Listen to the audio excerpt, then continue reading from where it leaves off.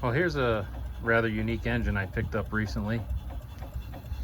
It's a steam engine, obviously, and all the castings are made of what I assume to be lead Babbitt. Babbitt has enough tin in it that, and probably antimony. Not really sure of the composition, but it's hard enough to make castings out of and build an engine like this. Straight lead would be probably no good. But I've come across a few engines that were made like this.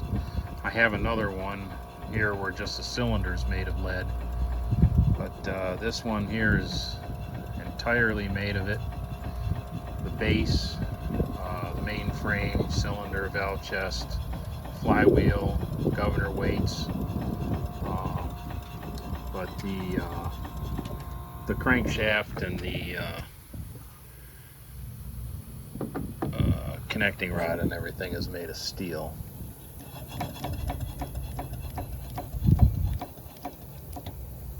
And it's very well made. It has the earlier style, like split bearings. And there's not the smallest amount of play in any of these bearings. Flywheel runs absolutely true. But you can see how the builder carved away the material in there to make room for screws and nuts. And I think as he was working on this, he was very fond of pliers, because everything is, every nut and bolt head is chewed up a little bit, except for these on the outside. But when he was making his adjustments and everything, he was just using pliers. And it has this interesting governor in the flywheel, which actually changes the stroke of the slide valve. As the speed increases, it shortens the stroke, and obviously that throttles the engine back. I haven't run it fast enough to engage the governor, and I don't think I probably ever will.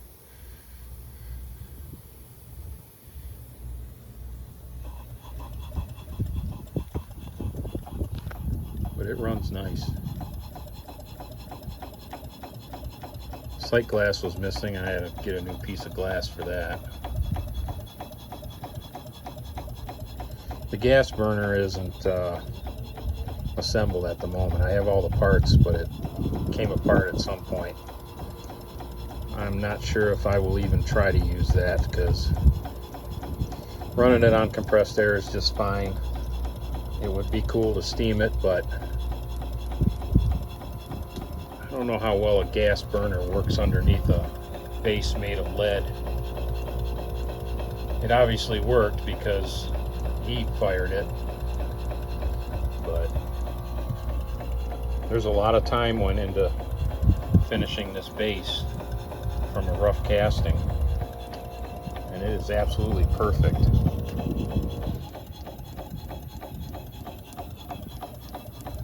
And the boiler, the shell of the boiler here it's nickel plated brass, which over the years has turned green, and it has some pretty heavy corrosion on it. Somebody tried to clean it off with some chrome polish.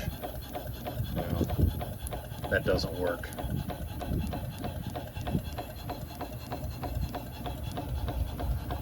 But it's a regular tube boiler.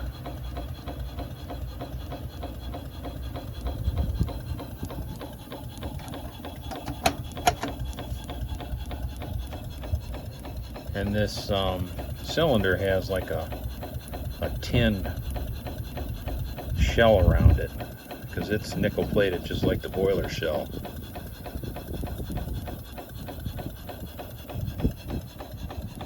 And it has some homemade blowdown valves for the valve chest and both ends of the cylinder.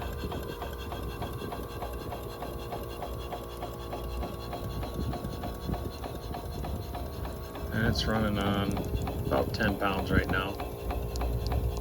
It only takes a few pounds to roll it over.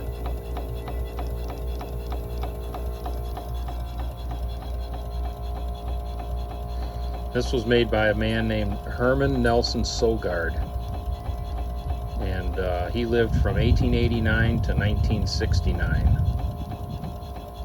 And he was a machinist and a maintenance man at a hospital for many years in Columbus, Ohio. And I got this engine from his grandson, who I believe is around 77 years old at this point. And he remembered this engine running when he was a boy.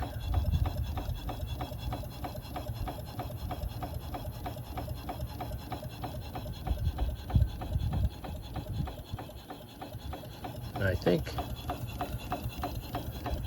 it appears that this base was made with some type of attachment in mind, like maybe it was going to run a generator, or it could have been a pump there, or who knows what he had planned, but there's obviously a base there for something for this engine to drive. And he apparently never finished it because there are no bolt holes or anything drilled into that base, so there was never anything mounted there.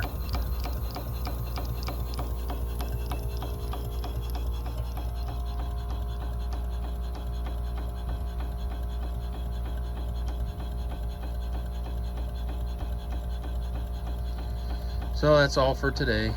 Hope you enjoyed this video. We'll see you on the next one. Thanks for watching.